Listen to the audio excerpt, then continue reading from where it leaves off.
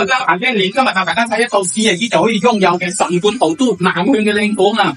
我哋呢套房咧入正面積咧係92個方，兩房嘅戶型。呢度原本咧都係一隻陽台嚟嘅，不過咧業主喺呢一邊咧拓展咗一隻陽台出嚟，呢隻主人房都係有陽台嘅。但係大家感受下先，呢度嘅開間欄嘅話3米叫唔到人嘅，呢邊就係我哋嘅入門位置啦。裝修嘅話，哇夠大啦！呢個裝修嘅話應該目測大概15米左右，都比較闊嘅。